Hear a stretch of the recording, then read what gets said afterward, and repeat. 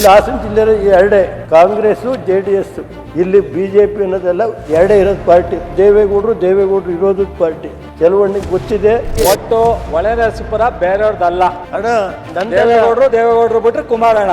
Nikhil metals ಅಂತ ಹೇಳಿ 20,000 ton ಪರವಾನಗಿ ತಾತಾರೆ. ಕನಿಷ್ಠ 20,000 ರಿಂದ 25,000 ಒಂದು ಟನ್ ಹೊಡಿತಾರೆ ಸ್ವಾಮಿ. FIR ಆಗಿದೆ, ಎಲ್ಲ ಆಗಿದೆ. ಆದ್ರೂ ಕೂಡ ಇಲ್ಲಿವರೆಗೆ ಇಲಾಖೆಯವರು ಕ್ರಮ ತಗೊಂಡಿಲ್ಲ. ಈಗ ಬೇರೆ ಎಲ್ಲದಕ್ಕೂ SIT ಮಾಡ್ತೀರಿ, ಮಾಡಿ. ಇದಕ್ಕೆ ಲೂಟಿ ನಡೀತಾ ಇದೆ ಜಿಲ್ಲೆಯಲ್ಲಿ. ನಿಮಿಷ ಇರೋಣ, ನೀನು ಮಂತ್ರಿ ಆಗಿದ್ದಾನೆ ಯಾಕಣ್ಣ? ಹೇಳಪ್ಪ, ಸ್ವಲ್ಪ ಸಮಾಧಾನ ಆಗಿರೋಣ. ಅನ್ನಭಾಗ್ಯ ಗ್ಯಾರಂಟಿ ಐತಲ್ಲ ಸರ್, ಅದಕ್ಕೆ ದುಡ್ಡು ಬರಲಿ ಅಂತ ನಾವು ಕೆಲವೊಂದರಿಗೆ ಮಾಡಿಕೊಡ್ತೀವಿ. ಬೇಡ ಲೂಟಿ ಹೊಡ್ಕೊಳ್ಳಿ ಸ್ವಾಮಿ ಅಂದರೆ ನಮ್ದೇನು ಅಭ್ಯಂತರ ಇಲ್ಲ ಸರ್.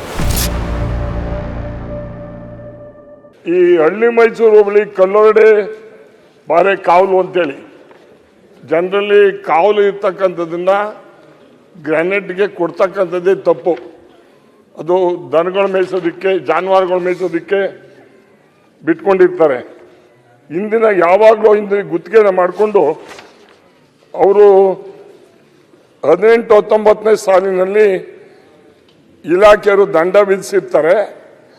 ಎಕ್ಸ್ ಫ್ಲೋರ್ ಸ್ಯಾಂಡ್ ಅಂತೇಳಿ 1,07,45,000.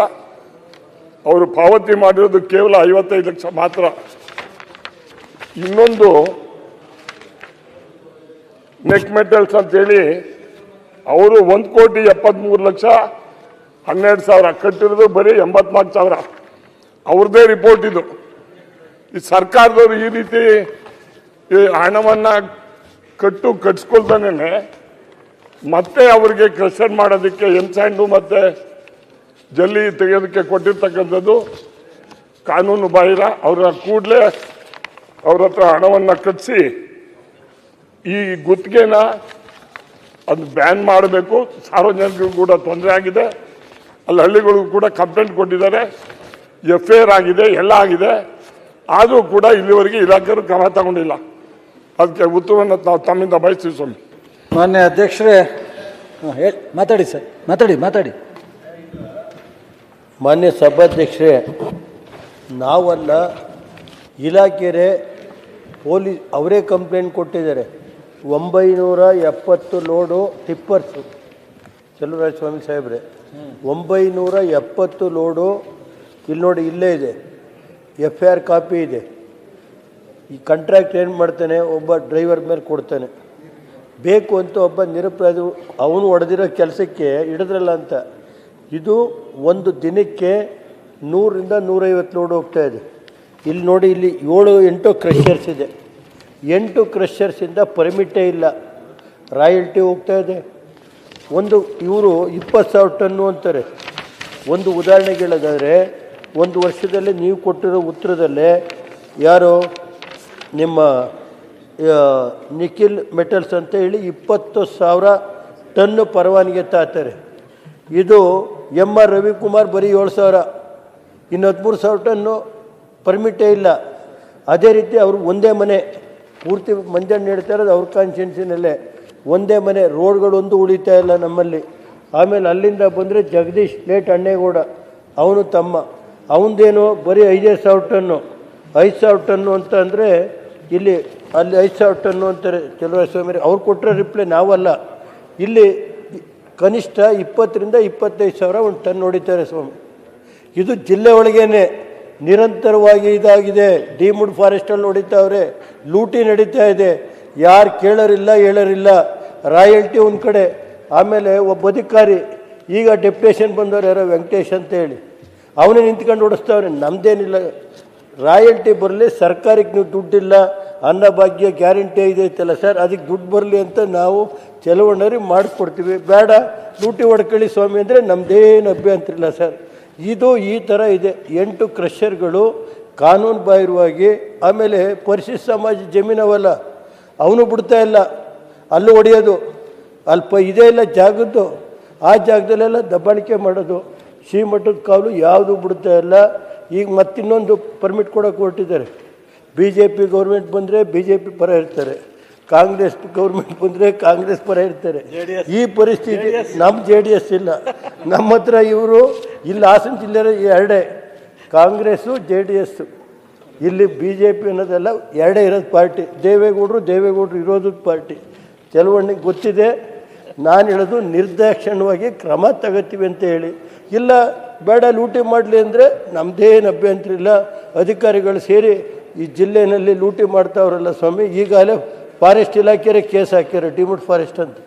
ನಾವು ಹೇಳೋದು ಪೊಲೀಸ್ ಇಲಾಖೆಯವ್ರು ಕೊಟ್ಟಿರೋದು ನಾನಲ್ಲ.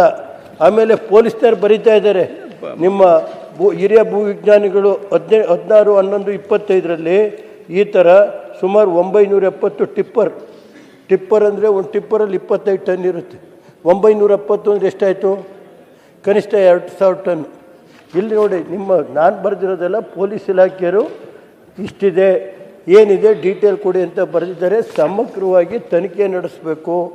ಈಗ ಬೇರೆ ಎಲ್ಲದಕ್ಕೂ SIT ಮಾಡ್ತೀರಿ, ಮಾಡಿ. ಇದಕ್ಕೆ ಲೂಟಿ ನಡೀತಾ ಇದೆ ಜಿಲ್ಲೆಯಲ್ಲಿ, ಒಂದು SIT ಮಾಡಿ ಸರ್ಕಾರಕ್ಕೆ ಒಂದು 4,000 ಕೋಟಿ ಮಾಡ್ಕೊಳ್ಳಿ. ನಾವೇನು ಬೇಡ ಅಂತ. ಇಡೀ ರಾಜ್ಯದಲ್ಲಿ ಹಿಂಗೆ ನಡೀತಾ ಇದೆ ದಂಧೆ. ಇದನ್ನು ನೋಡಿ ಅದ್ರ ಮೇಲೆ ನಿಮಗೆ ಬಿಟ್ಟಿದ್ದು ಸರ್.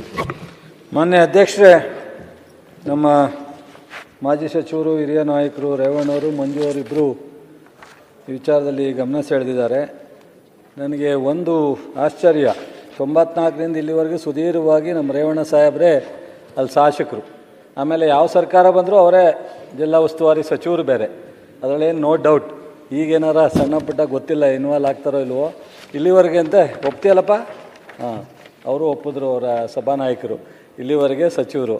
ಇದನ್ನು ಯಾಕೆ ಇಲ್ಲಿ ಗಂಟ ಬಿಟ್ಕೊಂಬಂದಿರೋ ಗೊತ್ತಿಲ್ಲ, ಸಚಿವರಿಲ್ಲ. ಅವ್ರ ಪರವಾಗಿ ನಾನು ಹೇಳ್ತಾ ಇದ್ದೀನಿ, ಖಂಡಿತ ನಮ್ಮ ಸರ್ಕಾರ ಈ ವಿಚಾರದಲ್ಲಿ ಕ್ಯಾಬಿನೆಟ್ ಮುಂದೆ ಸಬ್ ಕಮಿಟಿ ಇದೆ, ಯಾರ್ಯಾರು ಬ್ಯಾಲೆನ್ಸ್ ಇದೆ, ಒನ್ ಟೈಮ್ ಸೆಟ್ಲು ಮಾಡೋರು, ಕೋರ್ಟು ಕೇಸು ಇವೆಲ್ಲ ಹೋದರೆ ರಿಕವರಿ ಮಾಡಲಿಕ್ಕಾಗಲ್ಲ, ಇವ್ರ ಹತ್ರ ದುಡ್ಡು ಕಟ್ಟಿಸ್ಲಿಕ್ಕಾಗಲ್ಲ. ಒನ್ ಟೈಮ್ ಸೆಟ್ಲು ಮಾಡಿ ಪೂರ್ಣ ಪ್ರಮಾಣದಲ್ಲಿ ದುಡ್ಡನ್ನು ಕಟ್ಟಿಸ್ಬೇಕು ಅಂತ, ಜೊತೆಗೆ ಸರ್ಕಾರಕ್ಕೂ ಅನುಕೂಲ ಆಗುತ್ತೆ ಅಂತಾರೆ.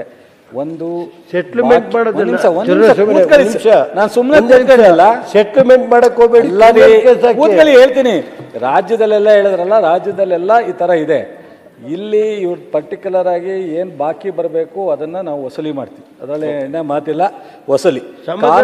ಒಂದು ನಿಮಿಷ ಇರೋಣ, ನೀನು ಮಂತ್ರಿ ಆಗಿದ್ದಾನೆ ಯಾಕಣ್ಣ, ಹೇಳಪ್ಪ, ಸ್ವಲ್ಪ ಸಮಾಧಾನ ಆಗಿರೋಣ. ಸೊ ವಸೂಲಿ ಮಾಡೋದ್ರಲ್ಲಿ ಎರಡನೇ ಮಾತಿಲ್ಲ, ಖಂಡಿತ ಆದಷ್ಟು ಬೇಗ ಅವ್ರ ಮೇಲೆ ಕ್ರಮ ತಗೊಂಡು ವಸೂಲಿ ಮಾಡ್ತೀವಿ. ಎರಡನೇದು, ಕಾನೂನು ಬಾಹಿರವಾಗಿ ಏನಾದ್ರು ಇವ್ರ ಕಾಲದಲ್ಲಿ ಕೊಟ್ಟಿದ್ರೆ, ನಾವಂತೂ ಕೊಟ್ಟಿದ್ದಲ್ಲ, ಇವ್ರ ಕಾಲದಲ್ಲಿ ಏನಾದ್ರು ಕೊಟ್ಟಿದ್ರೆ, ಅದು ಈಗ ಕಾನೂನು ಬಾಹಿರವಾಗಿದ್ದರೆ ಖಂಡಿತ ಅದಕ್ಕೆ ಸ್ಟಾಪ್ ಮಾಡಲಿಕ್ಕೂ ಕ್ರಮ. ಇದು ಮನೆ ಸಭಾಧ್ಯಕ್ಷರೇ 2015ರಲ್ಲಿ 94 ಅಂದ್ರು, ಇಲ್ಲಿ